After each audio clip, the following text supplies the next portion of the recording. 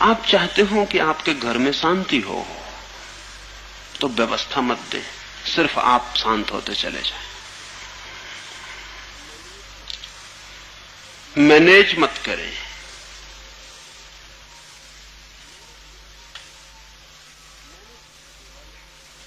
Manage करने वाले से कभी कुछ व्यवस्थित नहीं होने वाला है। आप सिर्फ शांत हो जाएं। अगर आप घर में शांति चाहते हैं, 10 सदस्यों का परिवार है, आप चाहते हैं घर में शांति हो, आप सिर्फ शांत हो जाएं। और थोड़े ही दिन में आप पाएंगे कि घर में अनूठी शांति उतरनी शुरू हो गई। न मालूम अनजाने रास्तों से, न मालूम अनजाने द्वारों और झरोखों से शांति घर में उतरने लगी। जिनमें आपको कल सब अशांति अशांति का उपाय दिखता था, वे भी शांत होते हुए मालूम होने लगे। आप सिर्फ शांत होते जाएं और साल भर बाद आप देखेंगे कि घर चारों तरफ शांत हो गए और आपने कहीं भी कुछ किया नहीं। अगर कुछ किया तो अपने भीतर किया। असल में शांत व्यक्ति अपने चारों तरफ शांति की तरंगें पैदा करने लगता है। अशांत व्यक्ति अपने चारों तरफ पूरे समय रेडिएशन कर रहा है, किरणें फेंक रहा है अशांति की। अब तो वैज्ञानिकों ने उपाय, अभी एक फ्रेंच वैज्ञानिक ने एक मशीन बनाई है जो व्यक्ति को सामने खड़ा करके बता सकती कि इस व्यक्ति के आसपास अशांति फैलती है, अशांति। उस व्यक्ति के शरीर से जो किरणें निकलती हैं वो सामने की उस मशीन पे टकराती हैं और वो मशीन इतनी खबर देती है कि किस वेवलेंथ की किरणें इस व्यक्ति के शरीर से रेडिएट होती हैं। और हर तरह के रेडिएशन की अलग वेवलेंथ है और हर वेवलेंथ का अलग परिणाम है। और बड़े मजे की बात है कि वो आदमी वहीं सामने खड़ा है, आप उसके कान में जाके कह दें कि तुम्हें पता है तुम्हारी पत्नी पड़ोसी के साथ भाग गई, फौरन उसका रेडिएशन बदल जाता है। वो मशीन फौरन खबर देती कि रेडिएशन बदल गया। अब ये आदमी आंख से जला जा रहा है, किसी की हत्या कर दे ऐसी इसकी भीतरी स्थिति हो गई। या आप उसके कान में आके कह दें कि तुम्हें लॉटरी मिल गई, कुछ पता है, उसकी सारा रेडिएशन और हो जाता है। पूरे समय हमारा शरीर जो है एक रेडिएटर है। हम सब छोटे छोटे न्यूक्लियस हैं जिनसे 24 घंटे हजारों तरह की किरणें बाहर फेंकी जा रही हैं। और बड़े मजे की बात यह है कि जब हम किरणें फेंकते हैं और दूसरे से प्रतिफलित होकर लौटती हैं तो हम समझते हैं वो दूसरा हम पर क्रोध कर रहा है। अगर मैं अपने चारों तरफ ऐसी किरणें फेंक रहा हूं जो दूसरे से लौट के क्रोध बन जाएंगी तो मुझे लगेगा कि दूसरा आदमी मुझ पर क्रोध कर रहा है। जबकि मैं ये कभी ख्याल ना करूंगा कि मैं जो भी उपाय कर रहा हूं अपने व्यक्तित्व से वो ऐसे हैं कि दूसरे से लौट के किरणें क्रोध बन जाएंगी। और हम सब यही कर रहे हैं। और एक आध आदमी नहीं, सब जब ऐसा कर रहे हों तो एक घर में 10 आदमी हैं तो उपद्रव 10 गुना नहीं बल्कि गुणनफल हो जाता। कुछ हिसाब ही नहीं रहता उसका कि कितना उपद्रव मच जाता है। एक से दूसरे, दूसरे से तीसरे, और लौट रही हैं और जा रही हैं, एक जाल बन जाता है। उस जाल में हम जीते हैं और फिर हम मैनेज करते हैं। और ये परेशान आदमी, उपद्रव से भरा आदमी शांति के लिए स्थापना करने के उपाय करता और अशांति खड़ी कर देता। लाओस से कहता है शांत हो जाएं तो आपके चारों तरफ शांति फैलने लगेगी। फिर भी जरूरी नहीं है, क्योंकि लाओसे के पास भी कोई अशांत रह सकता है और बुद्ध के पास बैठ के भी कोई हत्या का विचार कर सकता है। बुद्ध का खुद सौतेला भाई बुद्ध के पास वर्षों रह के भी बुद्ध की हत्या के आयोजन ही करता रहा। उसने बुद्ध को मारने के 1000 उपाय किए। बुद्ध नीचे ध्यान कर रहे हैं शिलाखंड पर बैठकर, वो ऊपर से पत्थर सरका देता है। बड़ी मुश्किल की बात है। बुद्ध ध्यान में बैठे हो तो उनके पास तो जो रेडिएशन होना चाहिए वो अपूर्व शांति का होना चाहिए।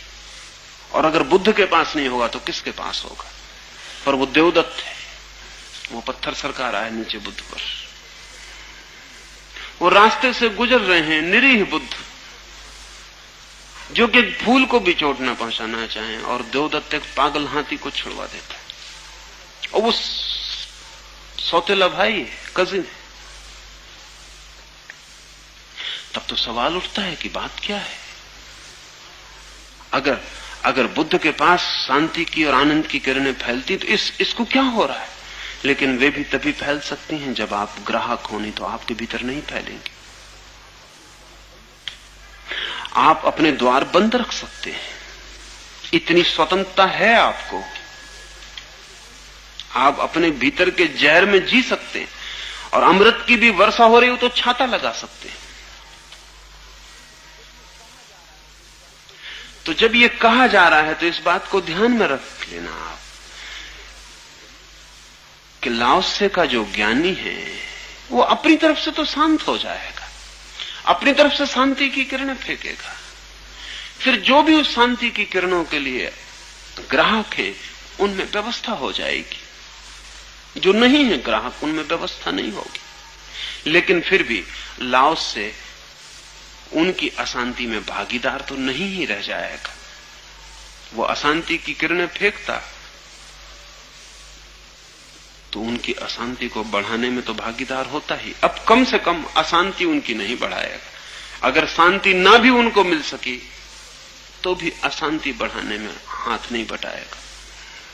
और इतना भी कम नहीं है, इतना भी बहुत है। और इसके इकट्ठे परिणामों का जोड़ तो बहुत ज्यादा हो जाता है, उसका हिसाब लगाना मुश्किल है।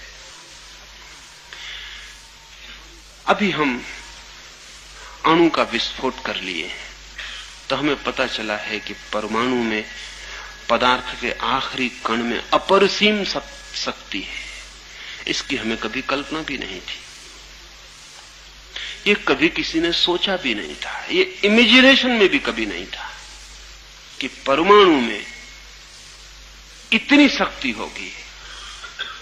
क्योंकि सदा हम सोचते हैं कि शक्ति बड़े में होनी चाहिए, छोटे में क्या शक्ति होगी। शक्ति को हम बड़े से सोचते हैं, छोटे में क्या शक्ति होगी। लेकिन राज उल्टा है, जितना सूक्ष्मतम हो उतना ही ज्यादा शक्तिशाली होता है। शक्ति सूक्ष्म में है, बड़े में नहीं। सूक्ष्मतम में अधिकतम शक्ति है, और जो शून्यतम है वो शक्ति का अपरिसीम पारावार, वहां तो कोई हिसाब ही नहीं। सूक्ष्म में शक्ति बढ़ती चली जाती, शून्य पूर्ण शक्ति का हो जाता है। तो अगर ज्ञानी पूर्ण शून्य हो जाए, निष्क्रिय, न कुछ करता न कुछ बोलता, नहीं उसमें कोई हलन चलन ही नहीं, कोई कंपन ही नहीं है, निष्कंप हो जाए, शून्य हो जाए, तो परम शक्ति का आगार हो जाता। वह परम शक्ति अनेक अनेक रूपों में आयोजन करने लगती है, अनेक व्यवस्थाएं देने लगती है, अनेक जीवन उसके निकट बदल जाते हैं, दूर दूर तक, कभी कभी लाखों वर्षों तक उसके परिणाम होते हैं। अब मैंने आपसे कहा कि देवदत्त है सौतेला भाई, बुद्ध के पास वर्षों रह के भी हत्या के विचार बुद्ध की ही कर रहा है। लेकिन ऐसे लोग भी हैं जो 2500 साल बाद बुद्ध के नाम से ही पुलकित हो जाते हैं, और उनके भीतर कोई द्वार खुल जाता है, और 2500 साल की सीमा पार करके बुद्ध की किरणें उनमें आज भी प्रवेश कर जाती हैं।